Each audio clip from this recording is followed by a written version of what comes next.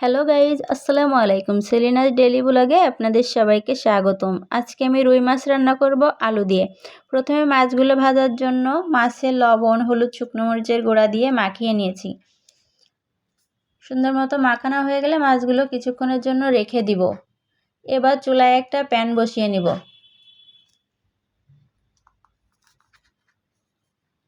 এবার পরিমাণ মতো সরিষার তেল দিয়ে মাছগুলো দিয়ে দিব।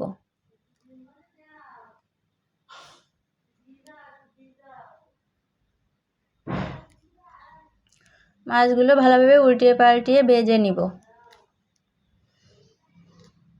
এবার ভাজা হয়ে গেছে গাইজ, আমি মাছগুলোকে নামিয়ে নিব। এবার আবারও একটা প্যান বসিয়ে দিব রান্নার জন্য। এবার পরিমাণ মতো সরিষার তেল দিয়ে দিব। তেলটা গরম হয়ে গেলে পেঁয়াজ, মরিচ বাটা দিয়ে দিব। লবণ, হলুদ ও শুকনো মরিচের গুঁড়া দিয়ে ভালোভাবে কষিয়ে নিব। এবার কেটে রাখা আলুগুলো দিয়ে দিব। আলুগুলো খুব ভালোভাবে কষানো হয়ে গেলে জিরা বাটা দিয়ে দিব। এবার আরও একটু কষিয়ে নেব।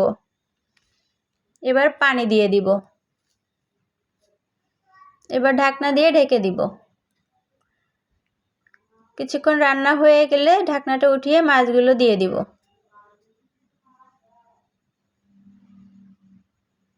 8-10 মিনিট রান্নার পর দেখেন গাইজ, আলুটা কি সুন্দর গলে গিয়েছে। এবার আমি নামিয়ে নিব। তো গাইজ, আমি এভাবেই রুই মাছ দিয়ে আলু দিয়ে রান্না করেছি। ভিডিওটা আপনাদের কেমন লেগেছে অবশ্যই কমেন্টে জানাবেন। আর যদি ভিডিওটা ভালো লাগে অবশ্যই লাইক, কমেন্ট ও শেয়ার করে পাশে থাকবেন। আল্লাহ হাফেজ।